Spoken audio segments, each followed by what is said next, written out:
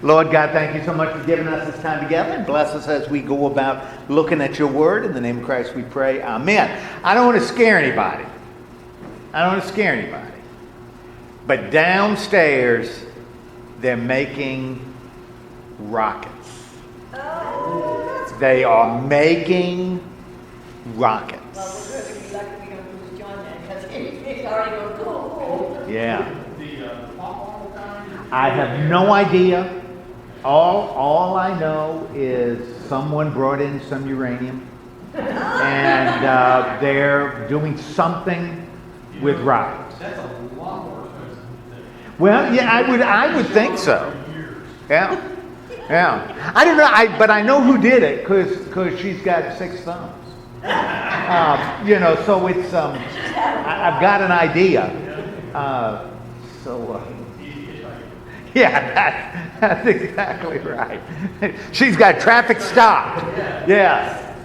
All right. Well, we're going to look at Joseph. Yes. But did you? And you told everybody about R? Everyone but Chris. Everybody but Chris. But Chris is sick, so it doesn't. And she's got an inflamed stomach. Yeah.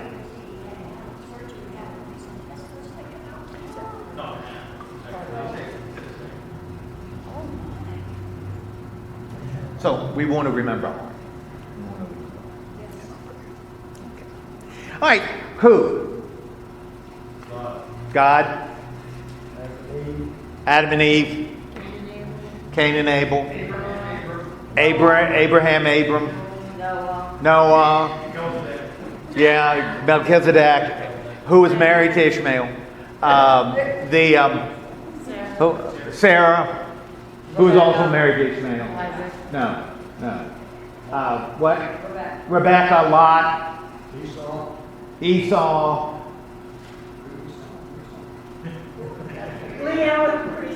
Leah with his pretty smile and nothing else. Good personality. Yeah, has cow eyes. Anybody else? Jacob. Noah and the boys, Canaan and Ham and roast beef and the other sons of Noah. Reuben, yeah, speaking of sandwiches, Reuben. Levi, the inventor of the jeans. Dan, the one that the boys that got the name because they couldn't think of anything else, so they said Dan. It wasn't exactly Zebulun, Naphtali, and Issachar, and then Dan. How about Dinah? Yeah. Get your... Which one? Hagar? Hagar was Zilpah? Zilpah. Bella. Yeah, Belha, Zilpah. Okay, well, that's a bunch of them. the more syllables you have in the Old Testament character, the less important. But with, just Melchizedek. That's a lot of letters. Yeah. Israel. That's right. All right, we're gonna. Well, one of them that you didn't mention, we're gonna look at today. We're gonna look at Joseph. Gonna look at Joseph. And when we and who is Joseph? Yeah, as we approach, because we're going to look at the story of Joseph, at least part 1. Joseph and his brother. What is Joseph's deal? What's the deal with the and I'm not looking at chapter 38. Yeah, the story itself. But as we get to the story of Joseph, what's the background? We got Israel that has 12, right? He got 12 kids, and they're all from different mothers, right? So we got different mothers going on, and we got 12 kids, but his favorite wife was Rachel, right? His favorite wife was Rachel. And so right now we started with one son from Rachel because Rachel was barren. Yeah, so was hard. So Rachel was barren. One son named Joseph, and then the next boy she delivered was named Benjamin, and she died in childbirth. So Rachel is gone. 2 sons. Now, if Rachel was his favorite wife, then we might assume, well, yeah, because Jacob had no trouble finding gals. What about the sons? Probably the favored sons. Okay, so that's kind of in the background as we start focusing on the Joseph story. And what we're going to see when we look at the 38th chapter is, again, the same thing we've seen before, different traditions merging. And what is really going to be kind of cool in these traditions merging in 38, we're going to have one of the traditions, and it's going to be fairly clear, is going to be a northern tradition, and another one's going to be a southern. That's going to the one who compiles Genesis and organizes it is going to use these 2 strains to tell one story rather than 2. Okay. So anyway, we've got the Jacob and the boys. Although Jacob was renamed Israel twice, right? Once after a struggle and once just because God did it. But he's still sometimes going to be Israel, sometimes going to be Jacob. Now he's identified as Jacob. And he is living where? As we get to chapter 38? He's in Canaan. And why is it significant that he's living in Canaan? Well, yeah, it's because it's full of Canaanites. And there's only one thing worse than the Canaanite women. Hittite women. Hittite women are no good. But Canaanite women, if you have to. But they're living in the land. But the land of Canaan is also important because what? What about the land of Canaan that's going to be important now, but more particularly into the future? That's the land that God promised Abraham and promised Isaac and promised Jacob. Okay, so this is the land of the promise. This, when you see or you hear the promised land, this is it, the land of Canaan. That's the promised land. What is now Palestine or Israel? Promised land. Okay, that the Jews are going to identify as their land. Okay, so he is living, but he's just one guy and his family and his herds and all, and the land is occupied by other people, but this is going to be their land. So it's kind of significant that he's there. Remember, he kind of pulled a fast one on Esau because, Esau said, let's go together. Together we'll be unbeatable. We'll make great, do great things. And Jacob says, well, I'm going to join you. You start, and we'll catch up to you. And as soon as Esau leaves, Jacob hightails it the other way. And the other way happens to be into Canaan. All right. So that's where Jacob is. And now we got the story about Jacob and his family. Now Esau is done. We're not going to see Esau again. He's done. Only in terms of lineage.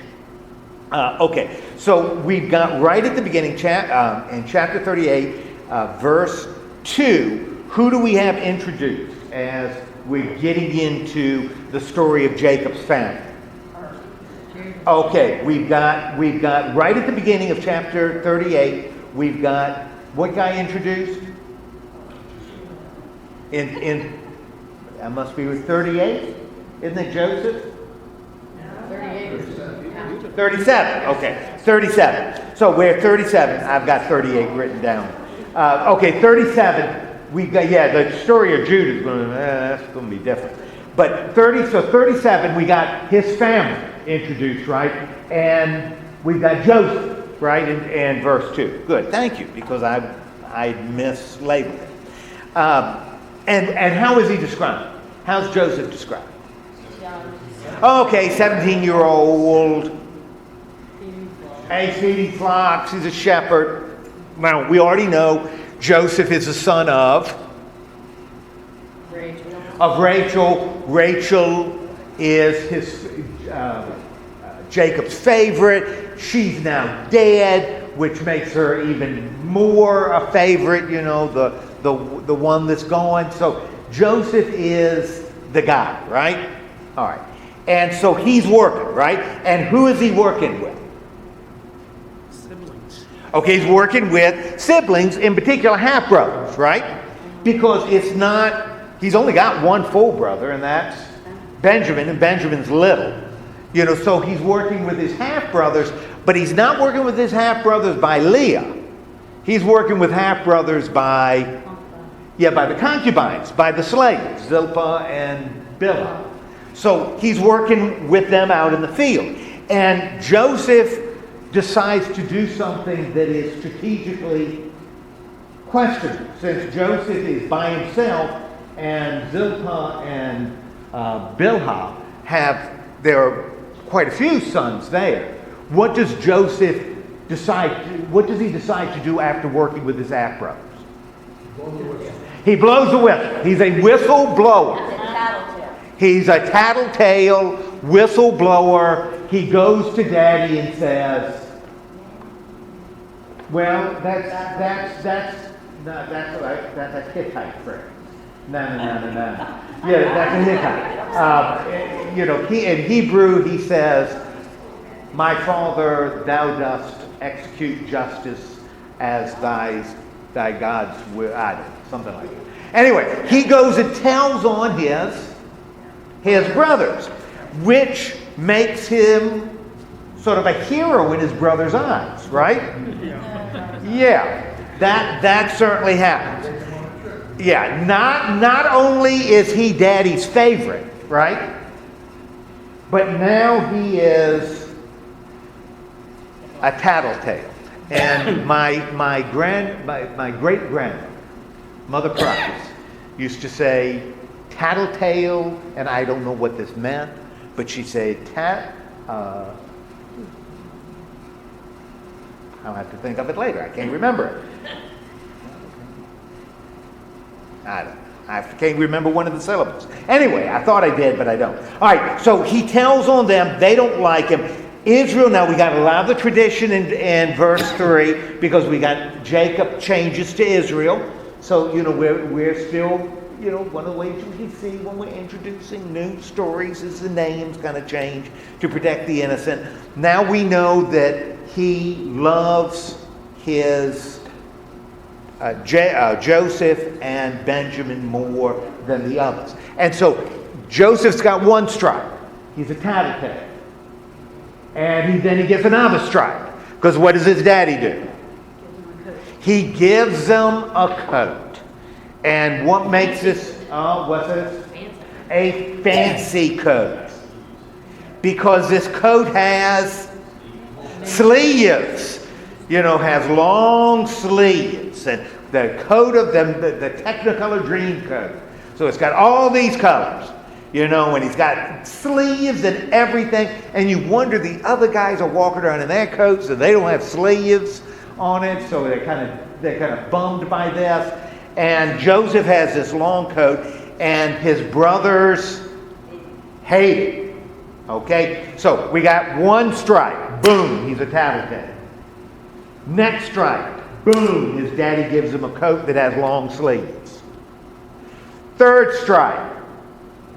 Joseph has a dream. And his dream is a two-parter. Right? And what is the first part of the dream? And of course, Joseph doesn't keep the dream to himself, right? He feels compelled to tell everybody in his family, which makes them all happy. Because what is the first part of the dream? Okay, they're out in the field, and they're binding sheaves of wheat, right? And they are all upright. But what do they end up doing? All the other sheaves of wheat bow to him. And his brothers start thinking, yeah, And remember, as the brothers go, where does he fall in the line? He's the youngest brat. He's the youngest one. Other than Benjamin, who's still in diapers, Joseph is the young one. Not like, Reuben and Levi and Simeon and Judah. Those guys have been around a long time. Joseph is a young guy. And he's having a dream about wheat things. The brothers bowing to him. And so they're kind of irritated. But that doesn't slow Joseph down. He says, oh, I got to tell you about another dream. And what is his other dream? Oh, the universe, right? And what's in the universe? Oh, we got the sun, and we got the moon, and we got 11 stars. And what happens there? They all bow to him. Now, this even ticks off who? Well, it ticks off Jacob. It really ticks off Jacob. It ticks off the brothers. It even ticks off Dad, because Dad is either the son of the moon, and he is bowing down to Joseph. So you can kind of see Dad, who's ticked off, saying what to Joseph? Joseph, come on, guy. You gotta tone it down. Don't you see your brothers? They're not smiling anymore. Put on your fancy coat and just strut around a little bit instead of telling them about your dreams. That'll make them love you more. Right? And have you gotten any more reports about your brothers goofing off in the field? So Joseph is not popular with his brothers, right? Okay. Now, as we go through this, I want you to notice this. This is a real well-structured story, and it's a long one.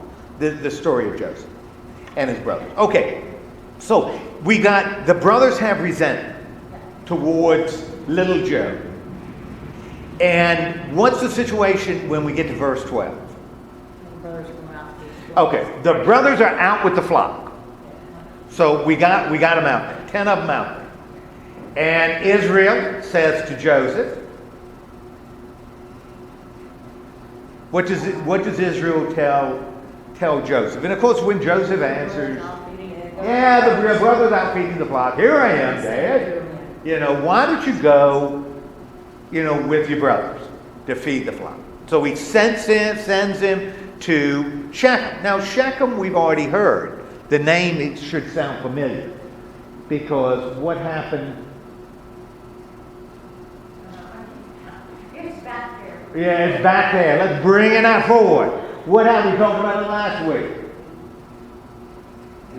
Dinah? No, it wasn't good. Dinah and, and the brothers, do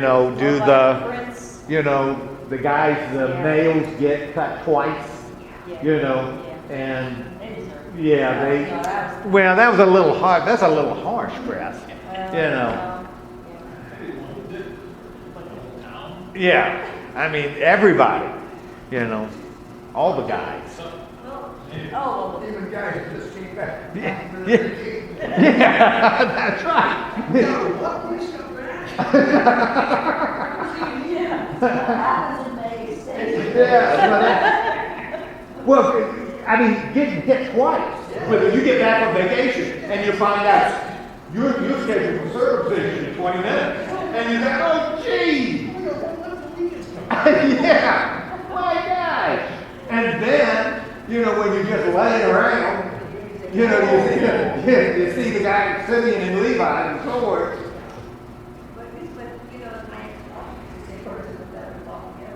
Well, that's right. They do have one another that they can kind of commiserate with. So, One bad apple spoils them. well, that's right. You know, that's the old saying. That's where they got it. You know, one bad apple, the whole crop is circumcised. All right. So yes, it's an old Jewish saying. So anyway, they're out there. Israel says, Joseph, go join your brothers. And Joseph kind of goes. And he gets lost, right? Because he's got to ask a guy, you know, where are they? And they say, right over here. What?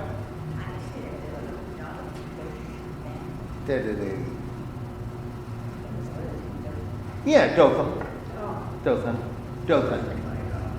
So Joseph goes after his brother, right? Now his brothers, as Joseph is coming, they see, you know, coming over the horizon. And now this is their opportunity to do what? Kill him. We are going to kill the dreamer. We are going to kill the dreamer. We're going to kill him, and we're going to throw him in a pit, in a hole, in a cistern, you know, that is dry. You know, we're going to throw him in. We're going to throw him in a pit, and we're going to tell Dad what? Some wild beast got him. You know, some wild beast got him, and that'll put an end to the dreams. Yeah, he won't be dreaming much now. You know, when he's in a pit, dead. Now, this is what's really interesting. So they're going to kill him, throw him in a pit, and tell Dad that he got eaten by wild animals. Okay? Who steps forward? Reuben steps forward. Now, who is Reuben?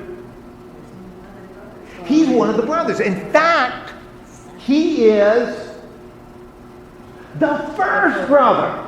He is the eldest. And you know, the son of Leah. Okay?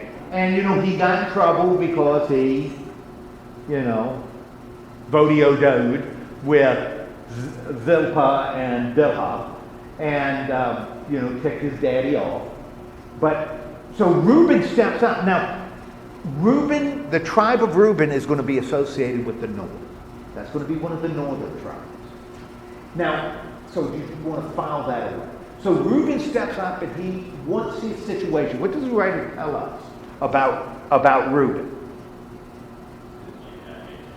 He doesn't like the idea of killing, right?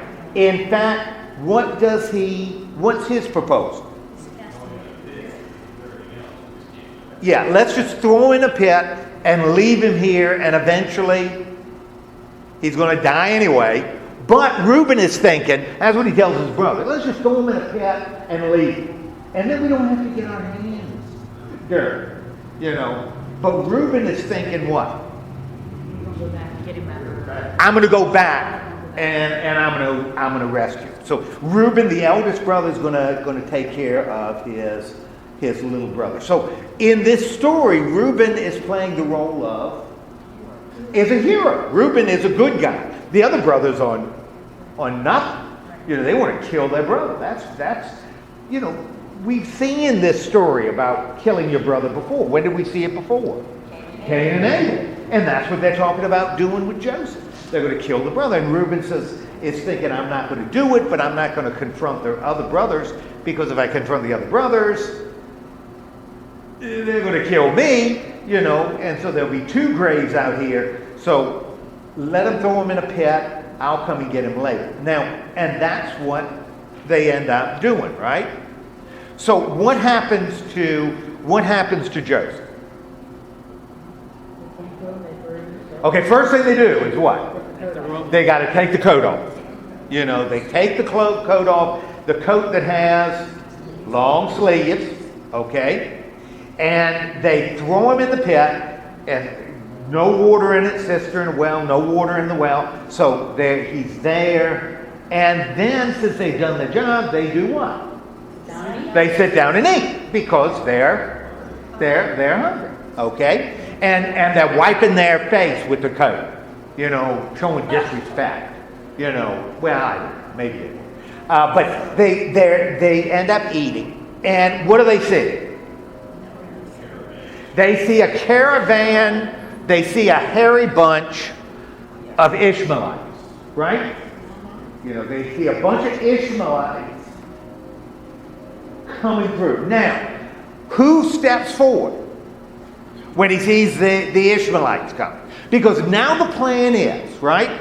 As far as those brothers outside of Reuben, the plan is what? We're going to leave him in the pit. Well, Reuben's gone. We're going to leave him in the pit. He's going to die in the pit, and then we solved our problem. But Judah steps forward and says what? Man, we're not getting profit out of this. Okay, let's go ahead and sell him to the Ishmaelites. Okay, now that's kind of interesting, because when he says let's sell him to the Ishmaelites, what is he guaranteeing? What is he assuring?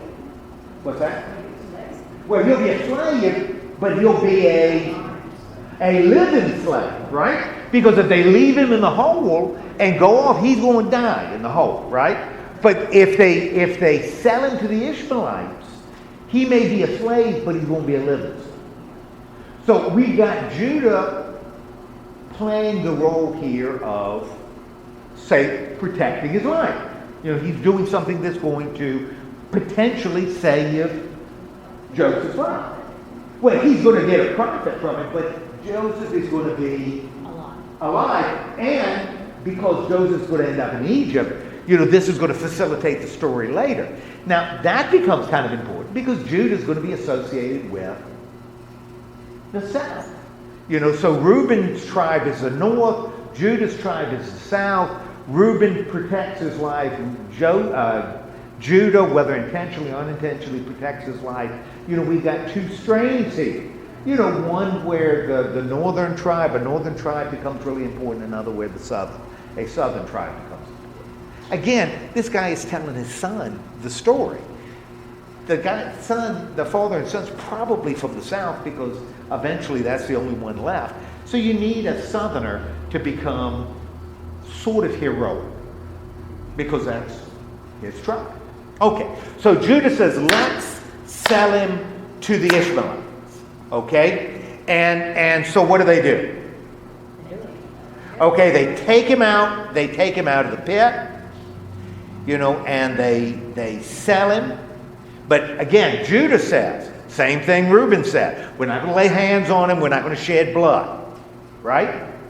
And it happened that the Ishmaelites were, as they were going, they were easy to identify, the Ishmaelites, because they were chewing and blowing bows. Because they were a caravan bringing guns. Right. So they were sold into the, and then we've got a thing that's a little bit confusing, because in verse 28 we've got who entering the story? We got Midianites, and they take him out and sell him to the Midianites, who sold him to the Ishmaelites, which is a little different, and it's different because what's that? Another strain of the tradition is working in here. So, we're not worried about that. We're not worried about that. The point is that Joseph ends up alive, going to Egypt, and has he's got a career path now, right? He's going to be a slave. Yeah, so he's got his career all plotted out for him, and it's going to be in Egypt, right? Okay. So they take him. They take him away, and we don't know what yet is going to happen to him. What happens with Reuben? He comes back, doesn't find him there. Okay, tears his clothes. The boy is gone. I have blown it.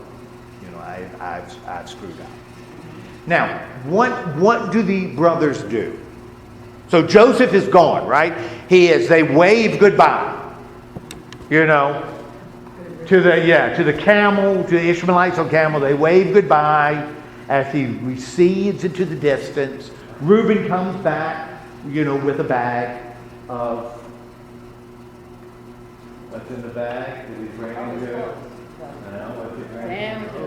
Sandwiches, not He's sandwiches. bringing, he's bringing a bag of bagels, and see, Joseph is gone. He like lots. I got lots for him. And he's gone, and Judah said, yeah, we sold him to Ishmael. And Reuben, terrible, because Dad really likes Joseph. This is going to be rough. What we can't tell Dad that we sold him to a bunch of Ishmaelites. I mean, John, you can't identify with this, but if I sold my brother to a bunch of Ishmaelites, well, I would have been in trouble. You can associate selling people, but just not brothers. Okay. Well, my father left my brother in a gym once. Came home and left him when he was like 6 years old in a gym. Because Dad and I came home, and Mom said, "Oh, where's your brother?" And that's when my dad said, "Oh my something." I didn't hear that word that he said, and then went out, and my brother was still sitting in the stands. It was, yeah, he was there. I just looked at his family years ago, one across, and then they turned around and had all the fire companies. Oh, okay. They stopped, and they all go, I've been in the car, but that's about 5 years. They went down, I was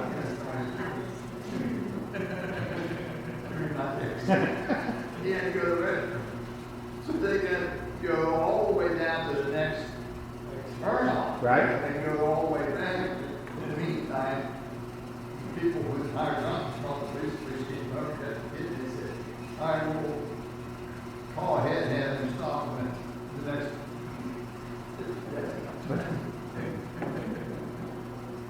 Please find it all. Tell them to stay. Yeah. Thanks, John. Yeah. Like Home Alone scenario, like, it was fun. And then, when you have your brother, but then somewhere we lost our sense of humor, became child abuse. Yeah, that's right. And we don't find leaving children in dangerous places funny anymore. Yeah. I mean, we don't. Yeah. Now it's neglect. You get the government involved. When it was just, and let's face it.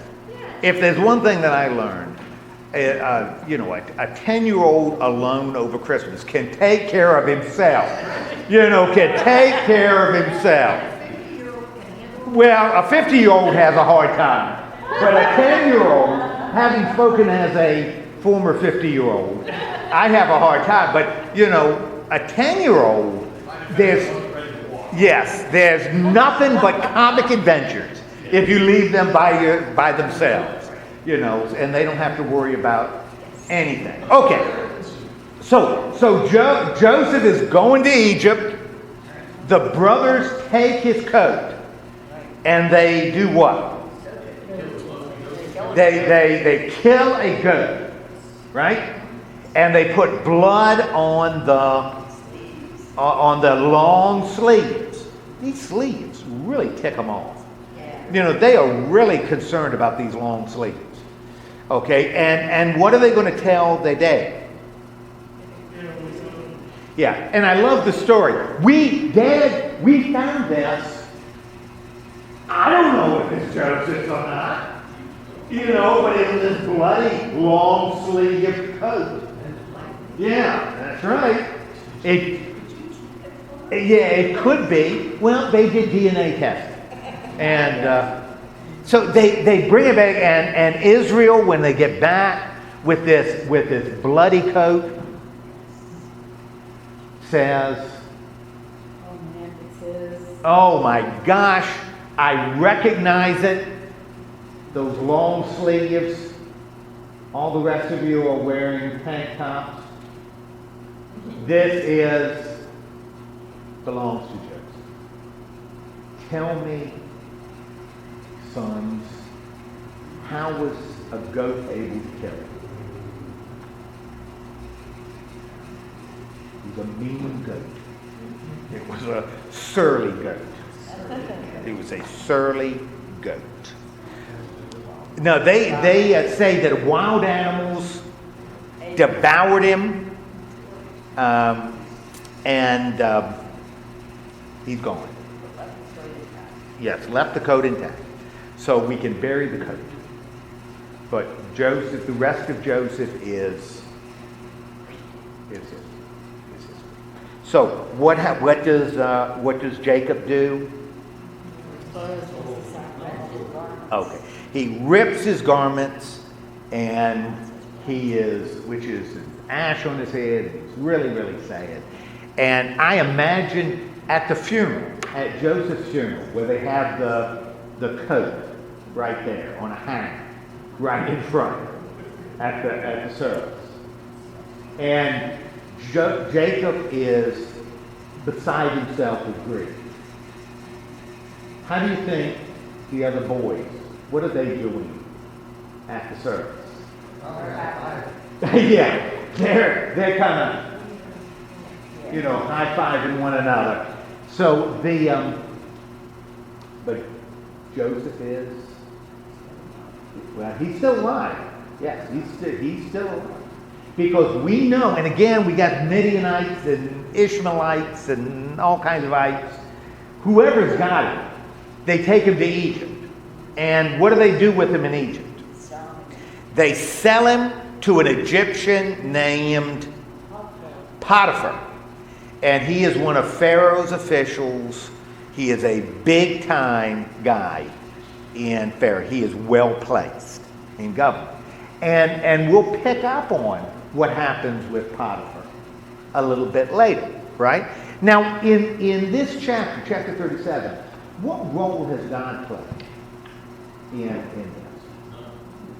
Doesn't appear as though God has played a role. But, Let me read you a little thing that I had. yes, indeed. All right. We can thank God for his great plan. 1. If Joseph's brothers never sell him to the Midianites, Joseph never makes it to Egypt. 2.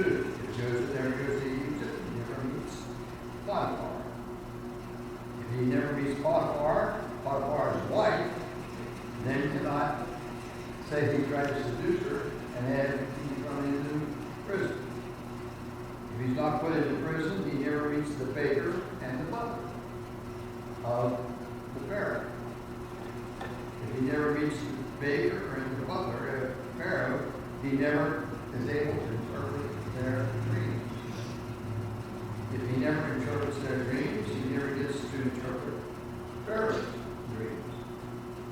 If he never gets to interpret Pharaoh's dreams, he never is made prime minister.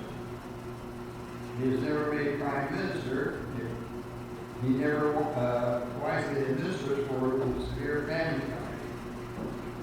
If he never wisely produces for the severe famine coming, then his family back in Canaan perishes from the famine.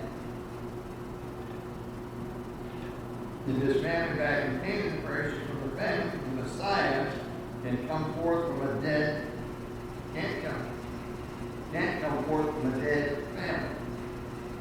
If the Messiah can't come forth, then Jesus never came. If Jesus never came, you were dead in your sins and without hope in this world. In fact, later in the story, and that's why this is such a brilliant story, and ancient people really knew what they were doing. Joseph is going to say something right at the end. And Joseph is, he's sort of the protagonist in this. And he keeps on getting slapped at. Boom, boom, boom, boom, boom. But at the end of it, when he is looking at his brothers, and we'll get there, you outlined exactly what's going to be happening. Joseph says, you intended it as evil, God made it good. And that's going to be the point. You know, if you've ever heard, they're called Shaggy Dog stories, and a Shaggy Dog story is a long, involved story that sets up one line at the end. You know, one line at the end. And that's a Shaggy Dog. That's a Shaggy Dog. And that one line at the end, you say, oh, usually go, oh, you know, oh, you know, I've invested all this time for that line. But in a way, that's what we've got here. We've got this whole story that's going to lead us to that one line where he said God made it good. Because even though God's name will never be mentioned, you get the idea that he is behind the scenes, that God is behind the scenes, and that this story is moving if there's an inevitability to the story. Now, that makes a lot of sense, given the fact that this story is being given to people who already know the story.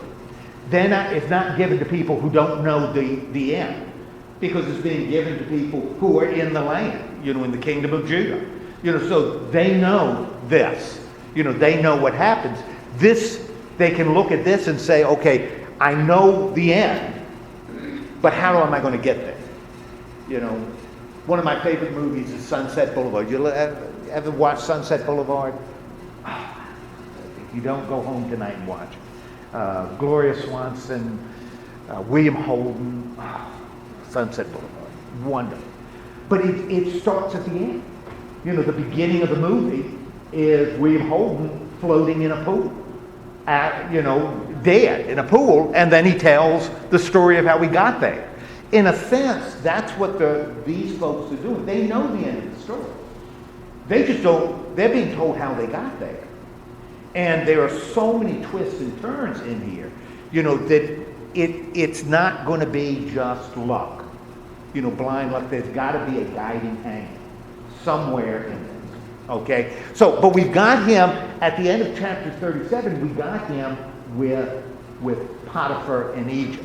Now, the writer, the compiler of Genesis, decides in chapter 38 to shoot off in a direction that has nothing to do with Joseph at all. But it kind of undercuts, well, it doesn't undercut, it kind of puts one of the brothers in perspective. We've already had 2 stories where some of the brothers end up not coming out looking so well. You know, we had Reuben and the concubines. We had the story of Levi and Simeon, where Jacob really takes them to task. Now we've got a story about Judah, and Judah appears here to be older. You know, he is not a young man, you know, because there's a lot of stuff that's going on. You know, he's sort of grandparent, father age. Okay, in chapter 38, we got Judah introduced. Now, again, this is where he is and who he is. This is a southern story, because the location is in the south. Judah's a southern tribe. All right, what does Judah do? What do we see in this story? What does Judah do right at the beginning? Okay, he departs to his brothers, goes down south, starts working, right? And which is going to be kind of different than what we're going to see later in the Joseph stories, but we're not worried about that. Judah he meets a comely young Canaanite gal, right? And he marries her, right? And she bears him a son. And evidently, he wasn't all that thrilled about the son. Remember, Judah was the son of Leah. And when he looked at the boy, because his wife was all excited, and says, oh, look at our little baby. And Judah's response is, And she said, oh, Judah, what a wonderful name. And so they named him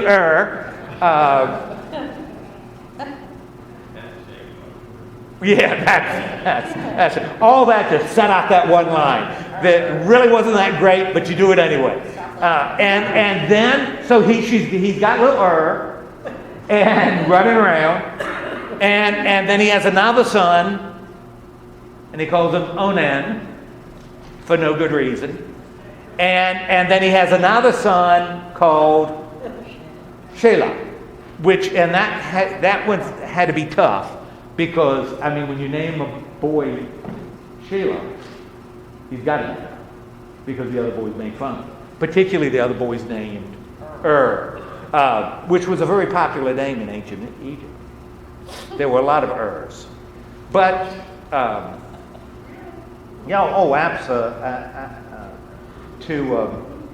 but that's what they, there's a lot of them. Because that's where the saying came from. To err is human. To forgive divine.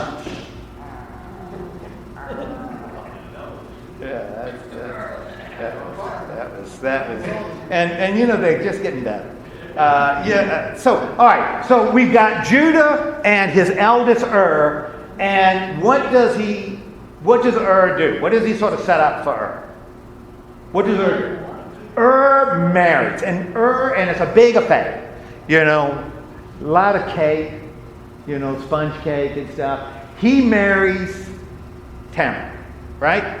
And they are really, really happy. It's just that Ur erred. And what does Ur what did he do?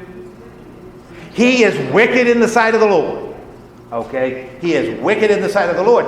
And when you're wicked in the sight of the Lord, you die. So Ur is no more. He is a later.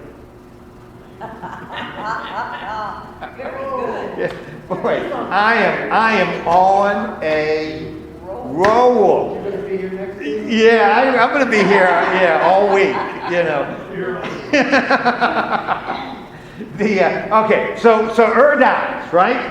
And is no more. And so this is tradition. And we talked about it once before. I don't remember when, but there's a story in the New Testament where the Sadducees are trying to trick Jesus, and they refer to the same tradition. Because if the eldest son, I don't remember specifically about it, but I can't remember what it was. When the eldest son marries, but has no children, and he dies, it becomes the job of the next son to marry and have a child for his brother. Okay? That's right. I know where, because I preached this. I'm one of the few ministers in the world that did a sermon on Judah and Tamar. So if you have a son, it's your brother's son. So you don't get any of the benefits. So it's even considered your brother's son.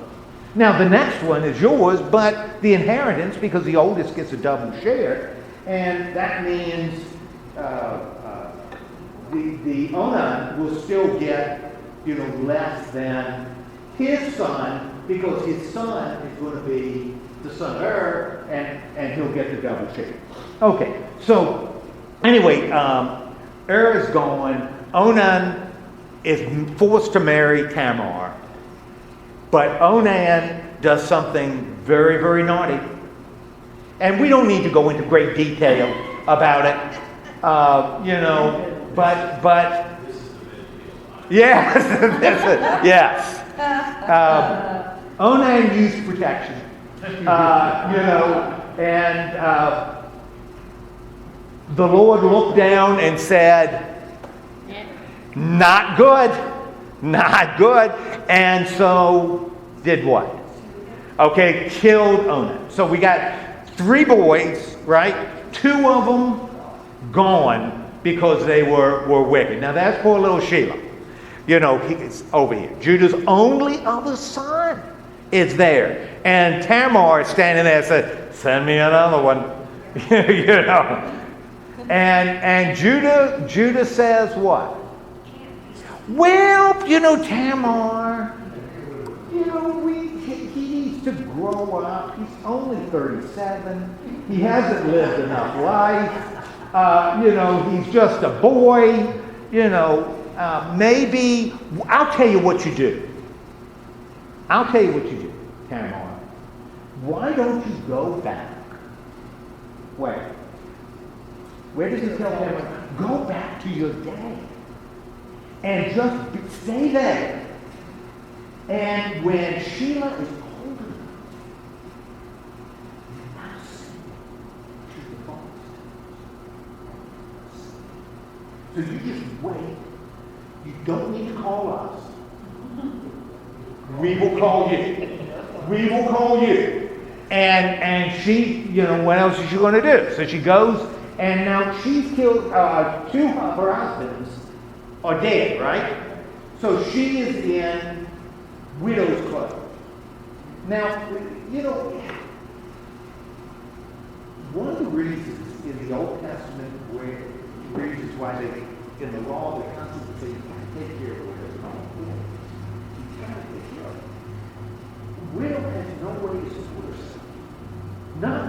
Zero. Nada. So women are on a low run. Widows are on a really low run. Orphans are on a lower run.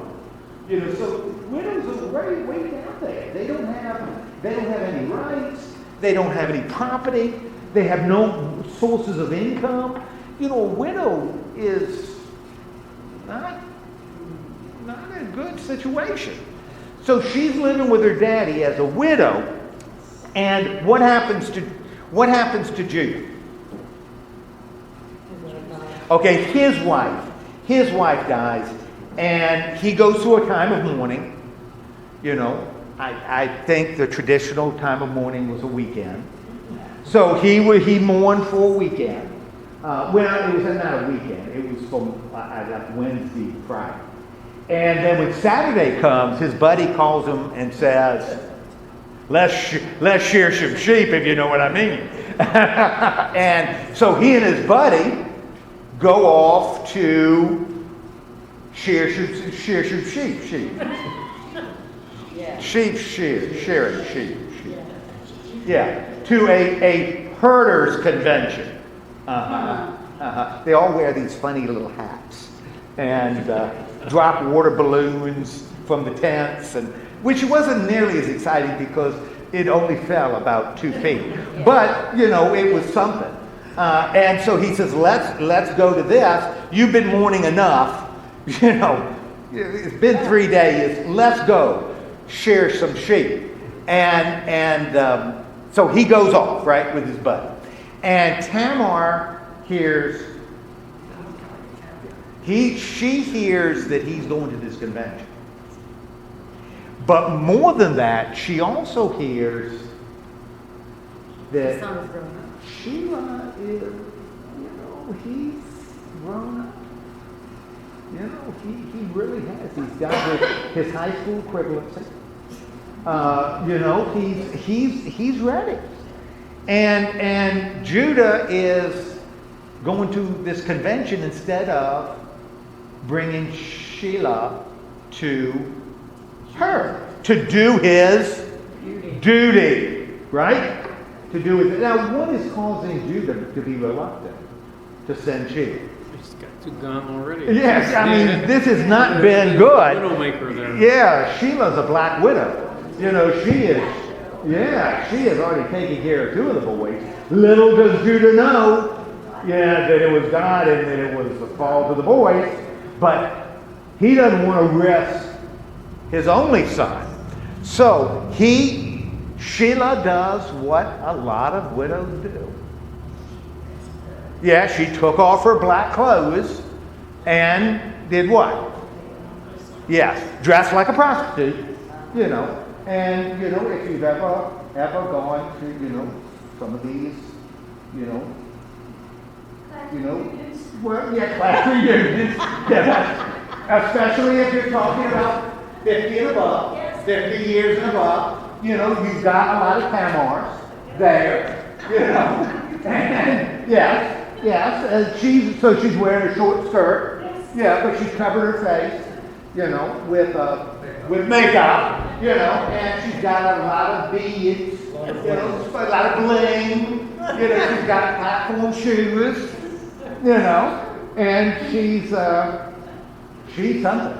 And she is hanging around, decides that she's going to dress like this, and she's going to hang around the gate of the city. You know, and it was called the Sailor's Gate. No offense. But it was the gate of the city where you know, young gentlemen might enter, right? And what's that? Yeah, she'd be done this with a short skirt and the platform heels and the heavily massacred eyes. And so, what's that? Maybe fishnets. Nice. And boots. You know, now boots. Yeah. It's really getting her hair is down. Yes. That's right. And she's good. What? Hooker boots? Okay. That's good. I don't know what they are. Can you describe them? Brittany used to have them. That's what we call them. Oh. Well, all right. Really bad luck. Yeah. All the way up to here? Yes. I actually, what's that? Earl Flynn? Oh. Well, he used them in his movies and from what I've read, what's that? His license plate? What? RU-15. J. Edgar Hoover wore them too, which isn't really all that. Yeah, when you're former boss. And you know, it's interesting you talk about that because in my 35 years, I have married a lot. Some couples, but some people I married twice, which is kind of amazing. You know, they come. You know, you think if I married in the first marriage and it didn't work, they'd say, you know, I'm not going to do it again. You know, but I've done it like twice, where for the second marriage they asked me to do it. You know, well they must. That's when I came out with those cars that I get done. You know, and on the fifth one is free. Yeah, I just stamp it. And and on number 5 they can either cash it in on a wedding or funeral. But there was one couple that I didn't marry. And most couples, they decided to get married, you know, and they, you know, some of it probably too young, some of them probably too old, you know, but I don't know. But this one, I said, I in good conscience. And this was in Indianapolis, and she and her fiance came to church a few times. And one time at a dinner, I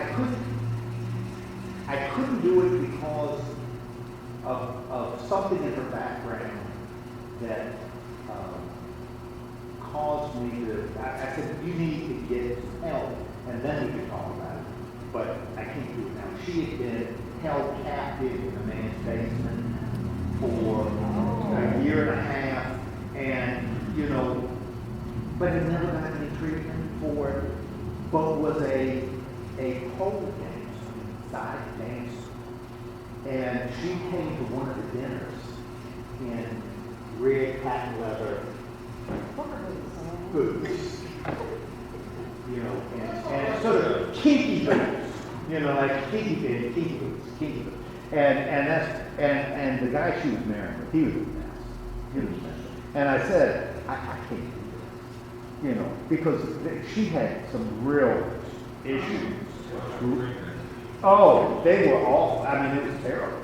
And I said, y'all, and I can't do it. This is way out of my head. And I gave them names, and they found somebody else to marry, and which was okay. I mean, certainly they're right, but that was one I said I can't do it. So when you were talking about patent leather red boots, that's exactly what she wore to like a family dinner. That was her best outfit. She had hot pants on and those boots. I remember her ears were pierced all the way around. And I would look at those, and just wondered if somebody grabbed them. You know, right? It would like, they were like perforated. Yeah, and I thought, oh, gee. Well, she may have been the same one. Yeah. I wondered where she was. You're much taller than you used to be. You've grown a lot. Anyway, we digress. Tamar, a little bit. Yeah, a little bit. Tamar is wearing Joy's boots. And next time, bring them in, please. And so she's pretending to be a woman of the evening, a working girl. Yes. High noon. Yes. Like some of the hotels in New Orleans that you could get a room by the hour. Yeah. So she was, and she would say, "Hey, big boy," as they were coming. So, and Judah comes by, and he's got his staff, and he's got his signet ring, and he's got what else is he has? Because she takes 3 things. Yeah, cord. Around it. And so he comes up there, and she says, because she recognized him. Yeah, he falls. Says, yeah. Hey, big boy. Yeah. You free? And and Judah says, well, my wife has been dead 3 days. So, all right. I love this pickup line coming up here. What's the pickup line? What's the pickup line? I don't know, let me have intercourse with you. Well, I'll tell you, given her profession, it makes no small talk. It's right to the. Hers is even more. No, I don't even want to hear that. So Tamar and Judah, and I'm going to use what? I don't know. I've gone through enough in chapter, and this is a chapter I don't want. Yeah, this is the veggie tag. This is the we're not. So Judah and Tamar have a conversation. Yeah. And he shares with her. Well, he does his thing. Right, yeah. And as he is getting ready to go, he says, "Now, what do I owe you?" And she says, "Well, I don't know. What do you got?" And he says, "Well, I can give you a kid." And she said, "Well, I may already have a kid." "Oh, you mean a goat?" Okay. He says, "Yeah, I'll get you a goat, but I don't have it on me. I left my wallet at home, so I don't have any goats on me." Yeah, which I assume they hear a lot. I left my goat in the other pants, so she says, "Well, okay, you look like a trustworthy guy. I'll wait for the goat, but you're going to have to leave." And what does she want him to? Okay, relieve your signet ring, leave that cord, and leave his staff. And Judah says, "Okie dokie." Okay, Judah says okie dokie, and he goes to the convention, right? And what does she do? Yeah, she packs out the signet, the cord, and the staff, goes back home, gets back in black, and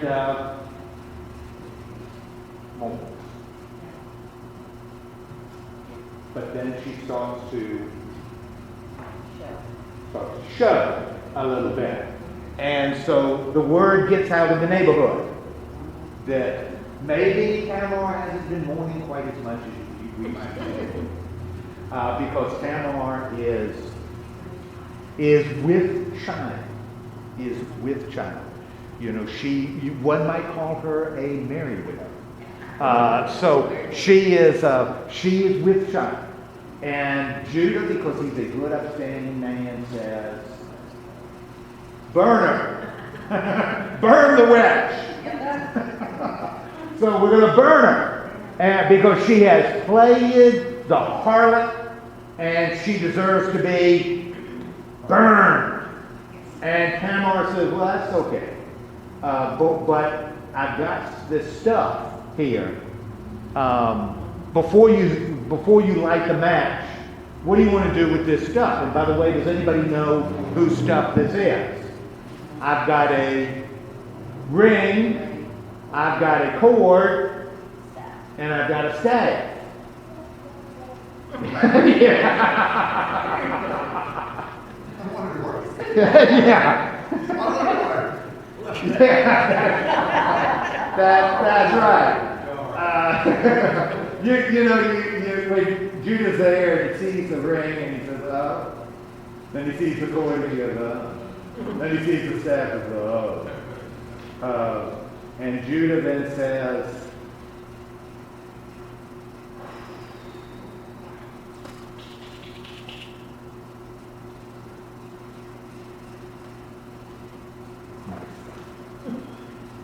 which means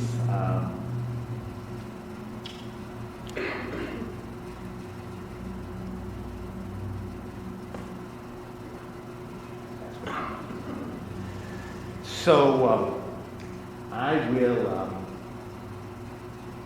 I guess I'll marry her, and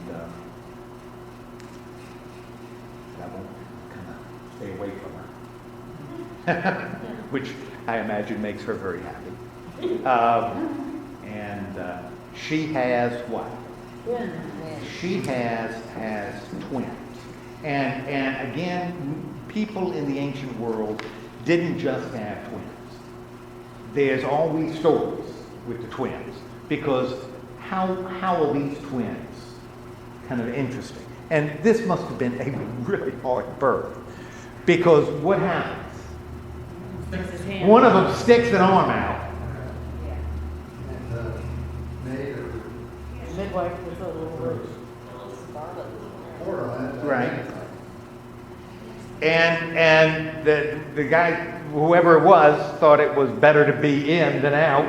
And then he pulls it back in, and the other one is born. So we've got discrepancy about who becomes the eldest and who's not. Now, this is kind of an interesting story. And why do you think the compiler of Genesis chooses to put this story, and invests a lot of time in putting this story into his account? And it's not a natural fit. I mean, this is just plopped in the middle of the Joseph story. You know, why do you think he did this?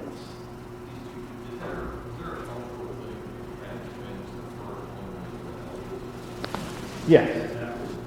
That's what becomes important. And that's why what happens with Esau and Jacob is so rapid. Yeah.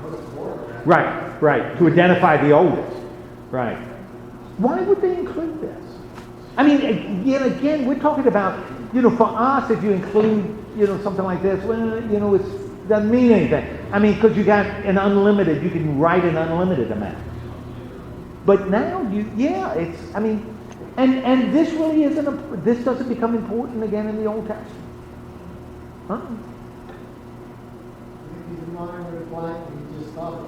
He just thought about it, or had this and said, oh, this is kind of cool.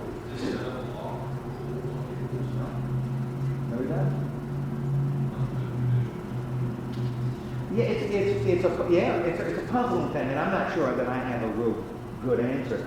I know that it again humanizes one of the patriarchs, one of the tribal leaders. It humanizes Judah. So this story doesn't become heroic, nor the sons that he produces, which will become, the basis for the tribe of Judah, which is going to be later. They don't have a heroic origin. So it's a very natural. If anything, it's not a very pleasant story. One thing, so I'm not sure why in the Old Testament it's here. It is here, but I'm not sure, given the expense of writing, why so much time is devoted to this in a place that's not natural. It's just kind of been dropped in. Though there's a New Testament writer, though, that sees it as a big deal. And the New Testament writer who uses this story, sort of, is the evangelist Matthew. Because if you look at Matthew 1 through 18, there's a genealogy right at the beginning of the Gospel of Matthew that goes to Abraham. And the goal is, and traces to Jesus. And the goal is to put Jesus in that line. And, he's going to be, because it's really following Joseph, so it's going to be from the tribe of Judah. That's going to be the tribe from which Jesus will come. Now, one thing interesting in the genealogy, and there are a whole bunch of things. There are 3 that are unique. And 3 names in there. There are 3 women that are mentioned in that genealogy. Tons of men. 3 women. One is going to be Ruth. Is mentioned, and that becomes kind of interesting because what makes Ruth sort of unique? That's right. Yeah, she wasn't even Jewish. Ruth was a Moabite, so she wasn't even Jewish. And she's mentioned. So we've got a Moabite woman, Ruth mentioned, and because she married Boaz. And so you got Ruth. You have Rahab. And Rahab is in the Joshua stories, hides the spies that come into Jericho. And Rahab she's also a foreigner. And she is a prostitute. Rahab is a prostitute. And she hides the spies who go into Jericho to scout out the city. And but she's the woman mentioned. And Tamar is the first woman mentioned. Now Eve isn't, Sarah isn't, Rachel isn't, Miriam, who's going to be with Moses, not mentioned. Bathsheba, with David and stuff, not mentioned. But Ruth, Rahab, and Tamar are 3 women that Matthew mentions.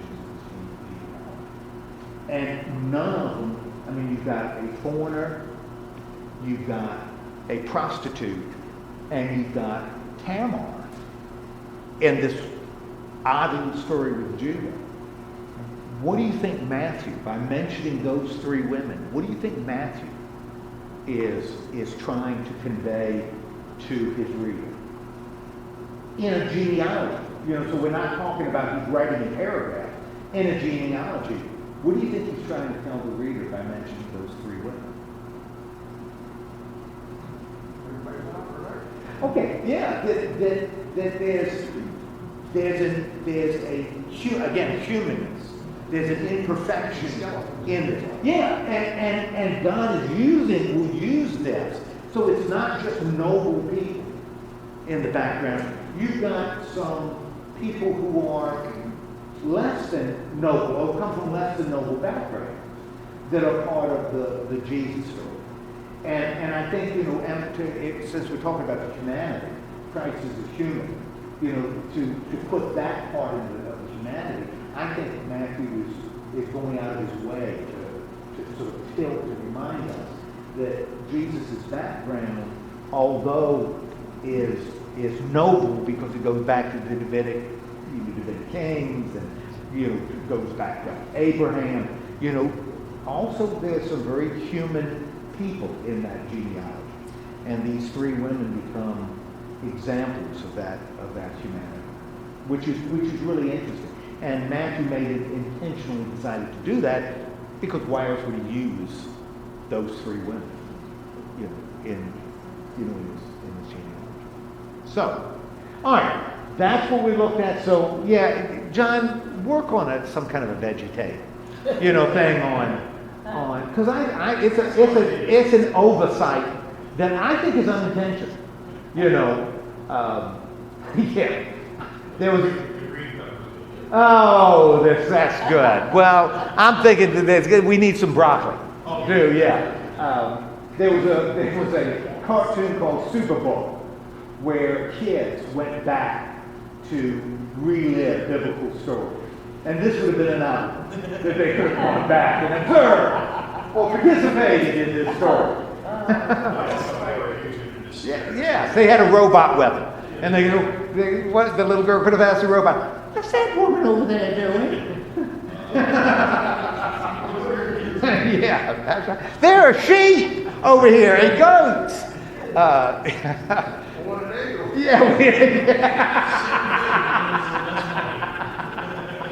It's called capitalism. Yes. She is yes. She has a product. All right, let's have a word of prayer. Lord God, thank you so much for giving us time to introduce Joseph's story. In both of these stories, although God isn't mentioned, and one of them is pretty base, God is still involved because his will is being done through very, very human and frail people.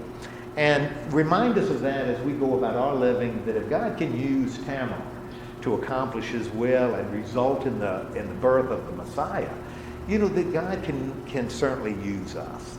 Help us to recognize that and claim it in the name of Christ, we pray. Amen.